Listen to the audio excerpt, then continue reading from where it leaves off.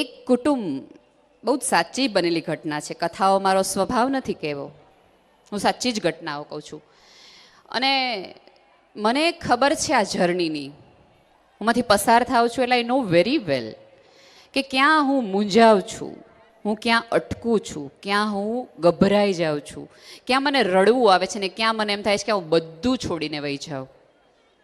આ જર્નીની મને ખબર છે. અને તોય સવારે હું વહેલી ઉઠીને દૂધ બનાવું છું, ચા બનાવું છું. રાત્રે મને છેલ્લો વિચાર આવ્યો છે કે મને બધું મૂકીને વયું જવું છે. અને તોય દરેક કુટુંબની દરેક વ્યક્તિની ઈચ્છા પ્રમાણેની હું ચા બનાવું છું. એ મારો રાતનો વિચાર હતો ને સવારે હું જુદી છું, એટલે હું સ્ત્રી છું, એટલે હું સ્ત્રી છું.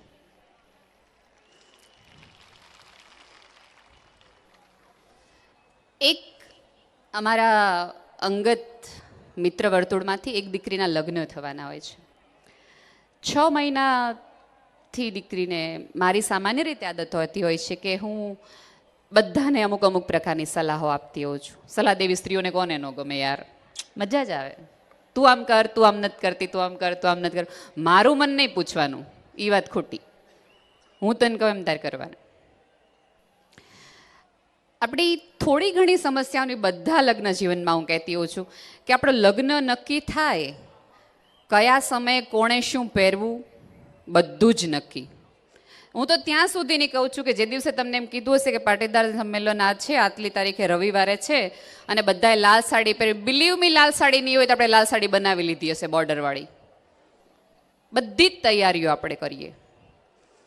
કોઈ ગુજરી જાય અને રાત્રે સમાચાર આવે તો તમે ક્યારેય એવું નહીં બને કે કોઈ સ્ત્રીને તમે સફેદ, બ્લેક, બ્રાઉન એ સિવાયના કલરોમાં જોયા હોય. તો પુરુષ જે પહેર્યો હોય એ નીકળી જાય પહેરીને, જે હાથમાં આવી પહેરી નીકળી જાય.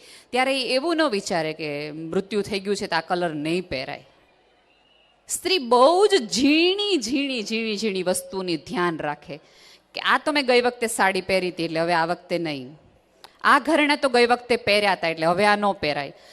આ આપણે એટલું બધું ધ્યાન રાખીએ કે આ ઘરેણા આ લોકોએ નહોતા જોયા પણ આ લગ્નમાં જો ઓલા રમીલા માસી આવશે ને એ ઓલા લગ્નમાં એટલે એમણે તો મારી આ સાડીને ઘરેણા બંને જોયા છે એટલે આ ન પહેરાય.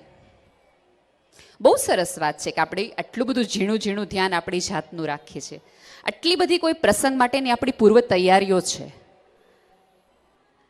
પણ કોઈ જગ્યાએ જવાનું હોય, કોઈને મળવાનું હોય તો આપણે ક્યારેય એવી પૂર્વ તૈયારી નથી કરતા કે હું કઈ રીતે વાત કરીશ, હું કઈ રીતે મારા વિચાર રજૂ કરીશ, હું શું નહીં બોલું. બધા લોકો કંઈ ગમે એવા ન હોય.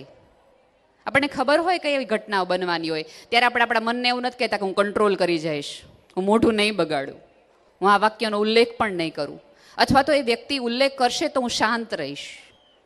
આવી કોઈ પૂર્વ તૈયારીઓ આપણામાંની કોઈ સ્ત્રીઓ આપણે કરતા જ નથી.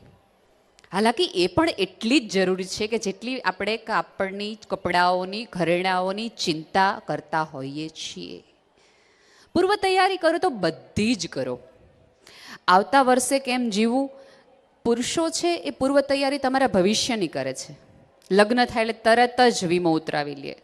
સંતાન થાય એટલે 18 વર્ષ થાય એટલે એને પરદેશ મોકલવું હોય તો એ ભણવાની ચિંતા કરાવડાવી લે. બધી જ ચિંતા ભવિષ્યની કરી લે.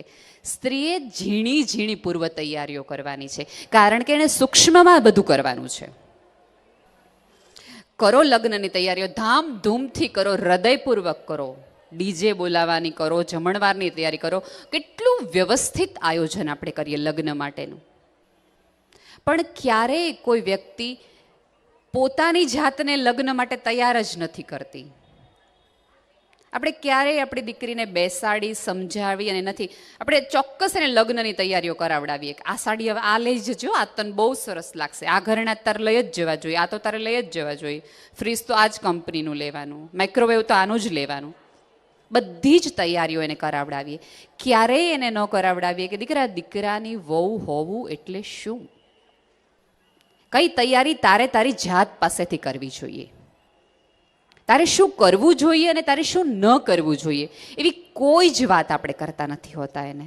કે તમને એ જરૂરિયાતનો મુદ્દો જ નથી લાગતો, એ તૈયારીનો મુદ્દો જ નથી લાગતો કે એ તૈયારી પણ થવી જોઈએ.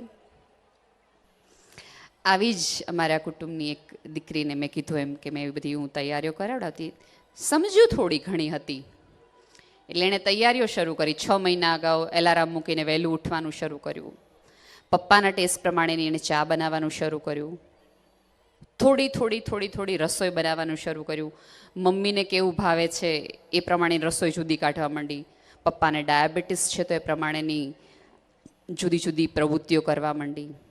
ભાઈને કેવું જમવાનું જોઈએ એની પણ એણે તૈયારીઓ કરી, બધી સરસ મજાની. એટલે ઘરના થોડા મૂંઝાઈ ગયા કે જે દીકરી આમ ઉછળતી રમતી કૂદતી હોય અચાનક પીઢ સ્ત્રી જેવું વર્તન કરે તો સ્વાભાવિક છે મા બાપને ચિંતા થાય. એટલે ભાઈએ રીમાને પૂછ્યું કે શું થયું રીમા, કેમ આમ અચાનક આટલી બધી ડાય ડાપણવાળીને મજાની થઈ ગઈ? એટલે થોડાક આમ ગડગડા આવા છે રીમાએ એવું કીધું કે 6 મહિના પછી સાસરે જવાનું છે એટલે એની પૂર્વ તૈયારી કરું છું.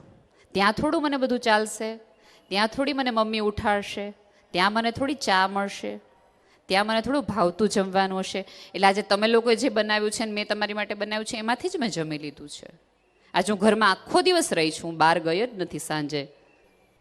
આજે મેં ફોનને એક હદથી વધુ અડ્યો નથી. એટલે મા બાપને પણ થોડી ચિંતા થઈ ગઈ, કરે આપણે કંઈક ભૂલ નથી કરી નાખીને કે દીકરીને આટલી બધી પાબંદીઓમાં રહેવું પડશે, આટલા બધા ઓલામાં રહેવું પડશે. થાય છે રીમાના 6 મહિના પછી સરસ મજાના લગ્ન, મજાથી સાસરે જાય છે. અને આખી રાત એણે મને કીધેલી આ ઘટના છે. આખી રાત પહેલા દિવસે રીમા ટેન્શનમાં હોય છે કે એલાર્મ મૂકી દો, સવારે વહેલું ઉઠવું પડશે, નહીં તો અમે કોઈક મગજમાં આપણને ઘુસાવી દીધું હોય ને કે first impression is last impression. પહેલા 10 દિવસ મજાના રહેજો પછી જોયું જશે. કીધું જ હોય આપણને, સાચી સલાહ કોઈ આપતું જ નથી આપણને. એટલે આપણને એમ થાય કે પહેલા 10 દિવસ રોલા પાડી દેવા છે, પછી તો હું છું ને તું છો. રીમા એવા ભયમાં ને ભયમાં એલાર્મ પહેલાં ઉઠી જાય છે, સરસ નાઈની બહાર નીકળે છે. એટલે તરત જ એના સાસુએ પહેલો એને વાક્ય પૂછે. એને થાય મોડું થઈ ગયું, મમ્મીજી આજનાથી વહેલા ઉઠી ગયા. એટલે પહેલો વાક્ય મમ્મીજીનો એ હતો કે શું કામ આટલી બધી વહેલી ઉઠી?